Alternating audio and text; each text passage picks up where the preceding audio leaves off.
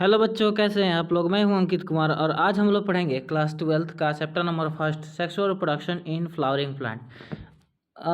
Sexual confuse मत होइएगा क्योंकि new NCERT के अकॉर्डिंग ये अपडेटेड जो एनसीईआरटी आया हुआ है उसमें चैप्टर नंबर 1 ही दिया है, sexual reproduction in flowering plant. ठीक है, तो चलिए शुरू करते हैं इसके बारे में। क्या सबसे पहले फ्लावर, तो flower are the object of aesthetic sense, ornamentals, social, religious and cultural value जो होता है वो फ्लावर का होता है। ठीक है, फ्लावर का यूज हम लोग किसी से स्नेह के तौर पर देते हैं या ऑर्नामेंट सजावल के तौर पे आता है। सोशल सोशल सोशली कनेक्टेड हो तो, या रिलीजियस, या रिलीजन में कहीं भी आपको अगर पूजा पाठ करने जा रहे हैं मंदिर में तो वहाँ पे भी फ्लावर्स का यूज़ होता है। कल्चरल वैल्यू भी है। ठीक है, अब कह रहा है कि flower flower site of this sexual reproduction in angiosperm. अगर बात करें फ्लावर जो है वो साइट ऑफ सेक्सुअल रिप्रोडक्शन किस में, एंजियोस्पर्म। सबसे पहले याद रखिएगा कि जो सेक्सुअल रिप्रोडक्शन होता है वो कहाँ होता है, एंजियोस्पर्म में ही होता है।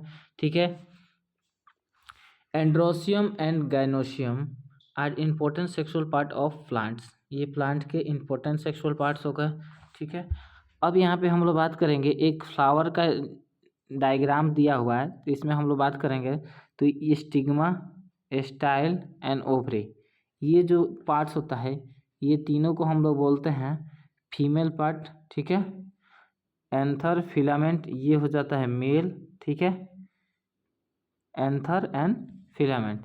सेपल्स जो कलर वाला पार्ट जो आप देखते हैं वो क्या होता है, वो पेटल्स होता है। ये कलर वाला पार्ट होगा पेटल्स, और जो हरा वाला पार्ट्स जो रहता है ऊपर जो कवरिंग जो रहता है हरा वाला उसको बोलते हैं हम लोग सेपल। ठीक है, यानी सेपल्स जो होता है वो कैसा होगा, ग्रीन कलर का होगा, और पेटल जो होगा वो कलर होगा, मतलब या तो वो येलो हो सकता है, रेड हो सकता है, पिंक हो सकता है। जैसा फ्लावर का कलर होगा वैसा ही वो क्या होगा, उसका पेटल्स, जैसा पेटल्स होगा वैसा उसका फ्लावर का कलर होगा। ठीक है, ये जो दिखाई दे रहा है आपको यहाँ पे ये है ओवरी, ये इसको बोलते हैं हम लोग स्टाइल। ठीक है, और यहाँ पे क्या होता है, पॉलन ग्रेन आके लैंड करता है, ये होता है स्टिग्मा। ठीक है, कोई दिक्कत नहीं है, यहाँ से पॉलन ग्रेन रिलीज होगा और यहाँ पे आके लैंड करेगा, कोई दिक्कत नहीं है। चलिए,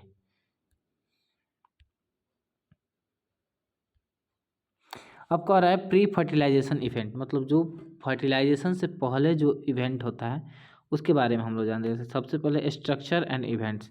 androecium consist of whorl of stamen representing the male reproductive organ. Androecium क्या करता है, मेल रिप्रोडक्टिव ऑर्गन को डिनोट करता है। उसके बाद बात करेंगे फिलामेंट का, तो it is a long cylinder stalk. ये को क्या होता है, लॉन्ग सिलेंडर स्टाल्क होता है, एक स्टाल्क लाइक स्ट्रक्चर होता है। ठीक है, अब कह रहा है the proximal end of filaments is attach to the thalamus of or the petals of the flower. ठीक है, कोई दिक्कत नहीं है। The number and length of stamens are variable in flower of different species.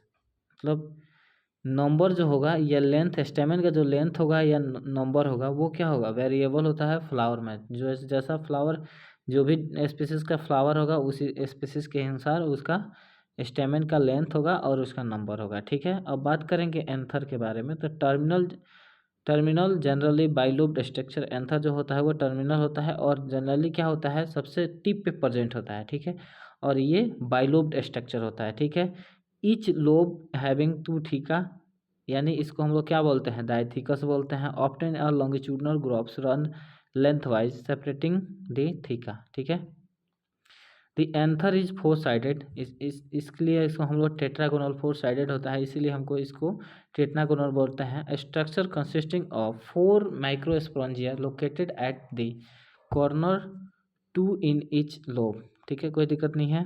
The microsporangia develop further become pollen sac. They extended longitudinally all through the length of an anther and are packed with pollen grains.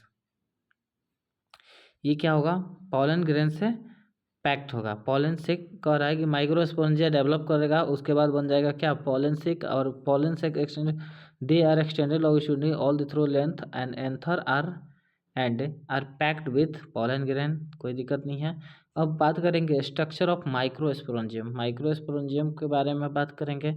In transverse section और typical microsporangium appear near circular outline, ठीक है, इन outline surrounded by 4 wall layer. ये कि कितने wall layer से surrounded होते हैं, तो 4 वॉल लेयर से क्या होता है सराउंडेड। फर्स्ट लेयर जो होता है वो होता है एपिडर्मिस, सीक्वेंस याद रखिएगा। दूसरा होता है एंडोथेसियम्स।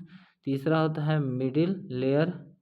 चौथा होता है टैपिटम, मतलब सबसे इनर मोस्ट अगर बात करें तो वो होता है टैपिटम। तो सीक्वेंस याद रखिएगा, सबसे इनर मोस्ट क्या होता है टैपिटम, और सबसे बाहर क्या होता है एपिडर्मिस। ये सीक्वेंस एग्जाम में पूछा हुआ है, ठीक है, इसको याद रखिएगा।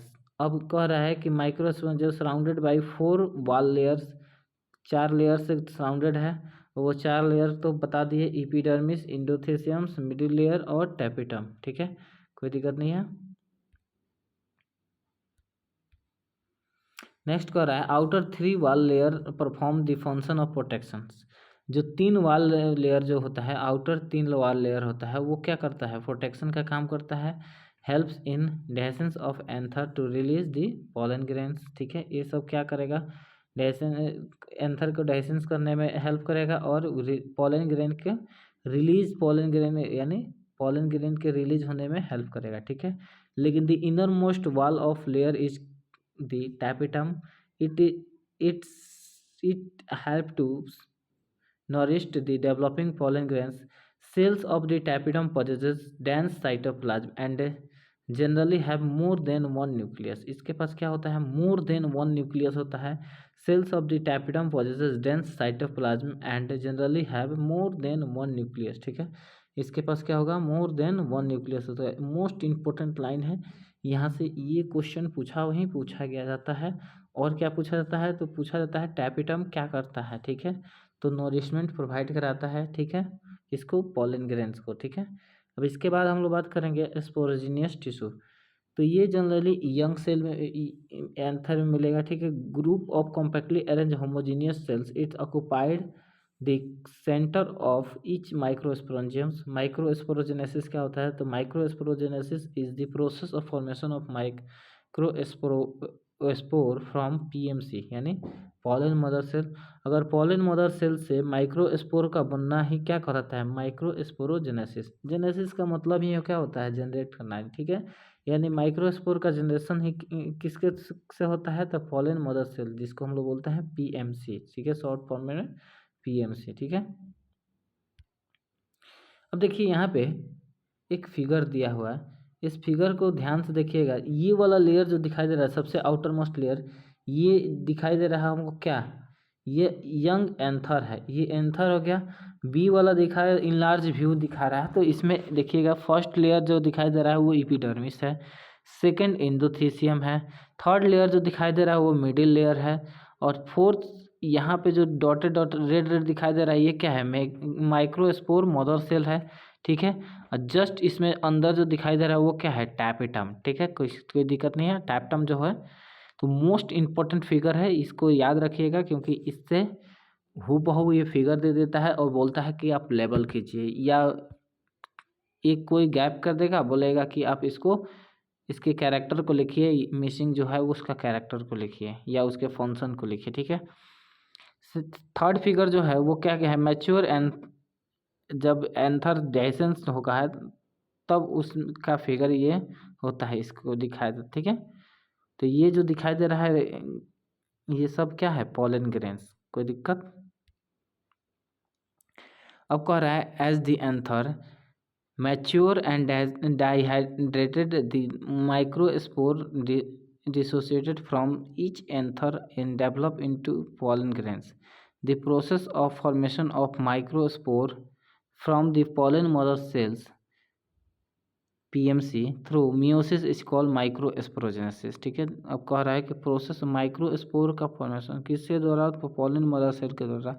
किस प्रोसेस से, तो मियोसिस प्रोसेस। तो इसी को हम लोग बोलते हैं माइक्रोस्पोरोजेनेसिस। ठीक है, कोई दिक्कत नहीं है।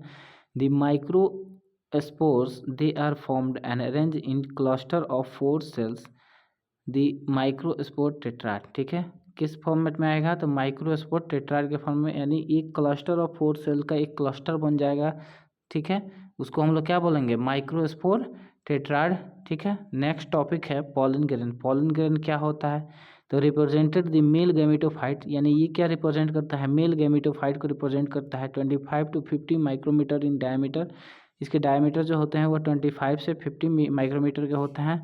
इट हैज़ प्रोमिनेंट 2 लेयर वाल एक्जाइन एंड इंटाइन। 2 लेयर होता है, एक होता है एक्जाइन और दूसरा लेयर जिसको बोलते हैं इंटाइन। ठीक है, exine is made of sporopollenin which is one of the most resistant organic material. Most important line, sporopollenin जो होता है वो मोस्ट रेजिस्टेंट ऑर्गेनिक मटेरियल होता है। ठीक है, इसके बारे में याद रखिएगा, मोस्ट इंपॉर्टेंट, ये एग्जाम में पूछा जा चुका है। It can be stand A high temperature, strong acid and alkali. ये कहीं भी रह सकता है, हाई टेम्परेचर हो या स्ट्रॉन्ग एसिड हो या एल्कली मीडियम। ठीक है, कोई दिक्कत नहीं है। No enzyme that degrades sporopollenin is so far, मतलब आज तक कोई भी ऐसा एंजाइम नहीं है जो क्या है स्पोरोलिन को डिग्रेड्स कर सके, तोड़ सके। कोई दिक्कत नहीं है। Pollen grains exines has prominated a parcel is called germ pore where sporulin is absent। अब बात करते हैं germ pore कहाँ रहता है। ठीक है, तो देखिए ये जो दिखाई दे रहा है ये सब, ये यहाँ पे क्या है, यहाँ पे स्पोरोपोलिन प्रेजेंट है, यहाँ पे भी प्रेजेंट है। ये रेड वाला जितना दिखाई दे रहा है यहाँ पे क्या है, स्पोरोपोलिन प्रेजेंट है। लेकिन जहाँ एपर्चर जैसा ये बना हुआ है यहाँ पे क्या है, स्पोरोलिन अब्सेंट है। इसी को हम लोग बोलते हैं जर्म पोर। ठीक है, कोई दिक्कत नहीं है। और इसके अंदर जो दिखाई दे रहा है ये फिगर में, ये क्या है, इंटाइन। ठीक है, बाहर एक्जाइन और अंदर जो है वो क्या है, इंटाइन। कोई दिक्कत नहीं है। इंटाइन क्या है, देखिएगा थीन एंड कंटिन्यूअस लेयर होता है। जो नीचे दिखाई दे रहा था वो क्या है, थीन and continuous layer made of cellulose और पैक्टिन। किससे बना होता है, मोस्ट इंपॉर्टेंट क्वेश्चन। इंटाइन जो made of cellulose and pectin. ठीक है, the cytoplasm of pollen grain is surrounded by a plasma membrane. Cytoplasm जो होता है वो किससे, पॉलन ग्रेन का वो सराउंडेड होता है प्लाज्मा मेम्ब्रेन से। ठीक है, when the pollen grain is mature its content 2 cells. जब पॉलन ग्रेन मैच्योर होगा तो 2 सेल कंटेन करेगा। फर्स्ट वेजिटेटिव सेल्स, दूसरे को हम लोग बोलते हैं जनरेटिव सेल। वेजिटेटिव सेल जो होता है वो बिगर होता है, has abundant food reserve and large irregular shape nucleus. ठीक है, इसके पास जो न्यूक्लियस होगा वो क्या होगा, इरेगुलर शेप का होगा। फिगर में हम लोग बात देखेंगे। The generative cells is small and floats in the cytoplasm of the vegetative cells. मतलब जनरेटिव सेल जो होता है वो स्मॉल होता है, फ्लोट्स करते रहता है, तैरते रहता है कहाँ पे, cytoplasm of the vegetative cell. It is a spindle shape with dense cytoplasm and a nucleus. ठीक है, कोई दिक्कत नहीं है। In over 60% of angiosperms, pollen grains are set at this 2-cell stage. The remaining species is generative cell divided mitotically. Mitotically divide करेगा, एक meiosis होता है और एक माइटोसिस होता है। ठीक है, to gives rise to 2 male gametes before pollen grains are set 3-cell stage। जैसे कि यहाँ पे देखिएगा, ये फर्स्ट सेकेंड में वैक्यूल और न्यूक्लियस। ठीक है, asymmetric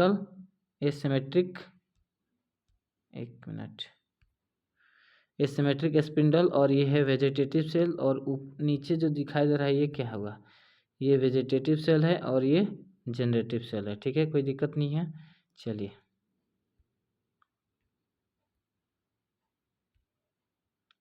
pollen grains of many species cause several allergies and bronchial affections in some people, often leading to chronic respiratory disorder, asthma and bronchitis। कुछ pollen ग्रेन जो होते हैं वो कॉज, जैसे कि हम बाहर जाते हैं कहीं जाना है, हमको मार्केट गए या कहीं खेत में गए, बहुत लोगों को होता है कि क्या अचानक से छींकना खांसना चालू कर देते हैं। क्यों? क्योंकि उनको एलर्जी किसी भी चीज़, बहुत लोगों को धूल से एलर्जी होता है, बहुत लोगों को पॉलन ग्रेन से एलर्जी होता है, ठीक है। तो कुछ पॉलन ग्रेन ऐसे भी होते हैं, कुछ फ्लावर्स के ऐसे भी पॉलन ग्रेन होते हैं जो एलर्जी को कॉज करते हैं, जैसे अस्थमा हो सकता है, ब्रोंकाइटिस हो सकता है, ठीक है।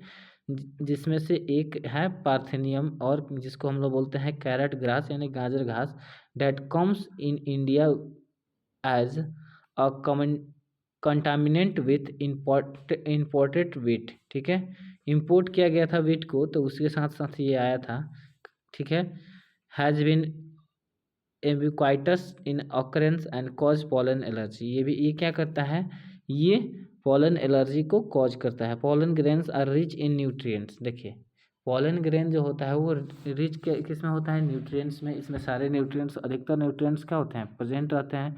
तो it has become fashion in recent year to use pollen tablets as a food supplement. तो बहुत लोग क्या होता है कि फूड सप्लीमेंट खाने, जैसे कि किसी को बॉडी बिल्डिंग बनाना है, ठीक है, तो उसको फूड सप्लीमेंट खाने का आदत होता है। तो उसमें क्या मिक्स किया जाता है, उसमें पॉलन ग्रेन या पॉलन टैबलेट्स का यूज़ किया जाता है, ठीक है, कोई दिक्कत नहीं है। जिससे क्या होता है, अधिकतर लोग कौन होते हैं, तो एथलीट्स होते हैं, ठीक है, या हॉर्स रेस कराना है, तो उसमें क्या किया जाता है, उसमें इसके परफॉर्मेंस को इंक्रीज करा दिया जाता है। एथलीट्स को भी पॉलन टैबलेट्स खाए जाते हैं ताकि वो अपना परफॉर्मेंस, बेस्ट परफॉर्मेंस दे सके, ठीक है। कुछ पॉलन टैबलेट्स हैं, जैसे ये पॉलन प्रोडक्ट का बना हुआ है, the energy shake, bee pollen cream, ठीक है, पॉलन का ये दिखाई दे रहा है बी पॉलन, यहाँ पे bee pollen from England natural bee collected pollen in a tiny golden pots, और natural food from honey bee, net weight दिया है यहाँ पे, ये टैबलेट्स है, ठीक है। ये सब खाने के बाद क्या होता है कि परफॉर्मेंस जो है, एथलीट्स का परफॉर्मेंस होता है वो क्या होता है, इंक्रीज कर जाता है, ठीक है, कोई दिक्कत नहीं है। तो इसका यूज़ हम लोग फूड सप्लीमेंट के तौर पे भी कर रहे हैं। अब पॉलन वेरिएबिलिटी की बात करेंगे, ठीक है। Depends on the temperature and humidity, ये किस पे डिपेंड करेगा, टेम्परेचर पे डिपेंड करेगा और ह्यूमिडिटी पे डिपेंड करेगा। जैसा टेम्परेचर होना चाहिए, टेम्परेचर अगर फेवरेबल होगा तो पॉलन का वेरिएबिलिटी जो होगा वो ज़्यादा देर तक रहेगा। ह्यूमिडिटी रहेगा, नमी थोड़ा सा रहेगा, तो उसमें भी क्या होगा, पॉलन अच्छा से डिपेंड। तो एक चीज़ याद रखिएगा, पॉलन वेरिएबिलिटी जो होता है वो किस पे डिपेंड करता है, टेम्परेचर और ह्यूमिडिटी पे, ठीक है। In some cereals such as rice, wheat, pollen grains lose variability within 30 minutes of their release, and in some members of Roginaceae, Leguminaceae, Solanaceae, ठीक है, दे मेंटेन वेबिलिटी फॉर मंथ, ठीक है, 1 मंथ तक होता है इसमें, ठीक है। It's possible to store pollen of a large number of species from year in a liquid nitrogen -96°C in pollen banks for crop breeding program, ठीक है। ये मोस्ट इम्पोर्टेंट क्वेश्चन ये पूछा जा चुका है, ठीक है। लाइन जो है वो मोस्ट इम्पोर्टेंट है कि हम लोग पॉलन ग्रेन को कैसे स्टोर किस में करते हैं, और स्टोर करते हैं तो कितने भी टेम्परेचर पे करते हैं, ठीक है। तो लिक्विड नाइट्रोजन में स्टोर करेंगे, कितना टेम्परेचर कितना होना चाहिए, तो -196°C होना चाहिए, ठीक है, कोई दिक्कत नहीं है। तो वीडियो अगर अच्छा लगे तो लाइक शेयर सब्सक्राइब कीजिएगा। मिलते हैं नेक्स्ट लेक्चर में, धन्यवाद।